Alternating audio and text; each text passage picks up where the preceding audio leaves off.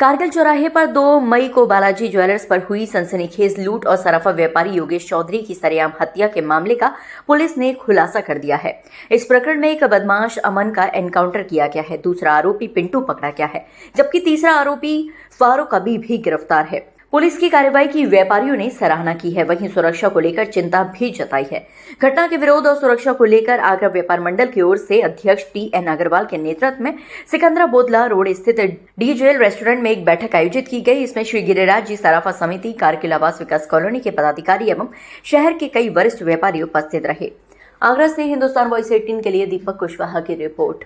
यहाँ हमारी कमेटी श्री गिरिराज जी सराफा एसोसिएशन के नाम से गठित हुई है। उसमें कल मीटिंग हुई थी, उसमें सभी ने अध्यक्ष पद पर नियुक्त किया।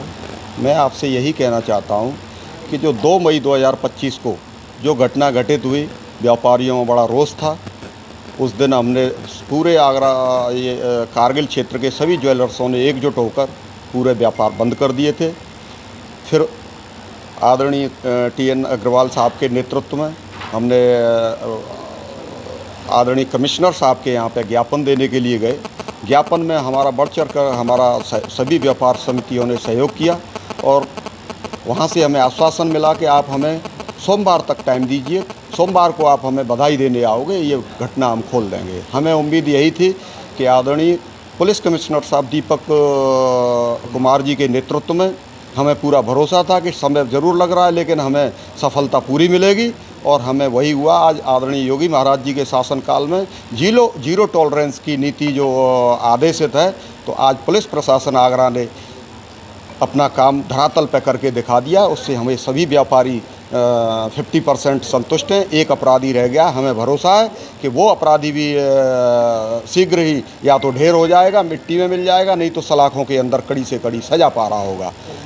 में लूट हुई और जैसे ही घटना का मालूम पड़ा, मैं समझता हूँ आधे घंटे के अंदर सारे व्यावसायिक संगठनों के लोग, स्वयं मैं, मेरे व्यापार मंडल के लोग और सारे ज्वेलर्स एसोसिएशन जितनी भी आगरा में थी, सारे के सारे लोग आ गए।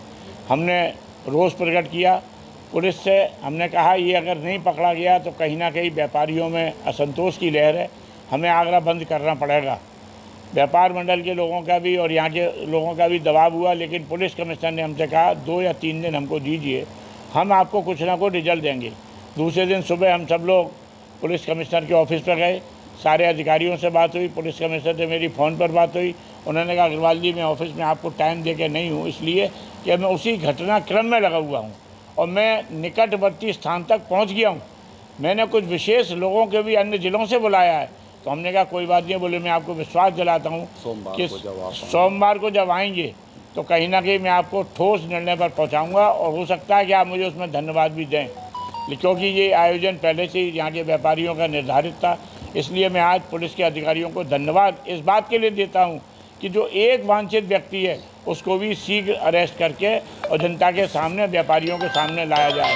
हमारे साथ सारा बोदला का व्यवसाय संघ, सारे व्यापारी, सारे ज्वेलर्स इस बात के लिए खड़े हुए हैं। आगरा व्यापार मंडल हमेशा आगरा के सब व्यापारियों के साथ तन मन धन से खड़ा रहता है और इस बात के साथ भी कि पुलिस प्रशासन ने बहुत तेज, क्योंकि मुमकिन मोदी और बाबा मतलब योगी आदित्यनाथ जी हैं, तो मैं समझता हूँ कहीं कोई पुलिस बिना चुस्तैदी के नहीं रहेगी। बराबर कल से मेरा संपर्क SSP कमिश्नर से भी है, ACP से भी है, थाना इंचार्ज से है और सर DGP सबसे मेरी बातचीत चल रही है। मैंने इस बारे में लखनऊ में भी प्रमुख सचिव से बात की थी, अपने संगठन में भी बात की थी, भाजपा के नेताओं से भी कहा था और मैंने कहा था यदि आज मंगल तक नहीं खुली तो कोई ना कोई हमें उचित निर्णय लेना पड़ेगा।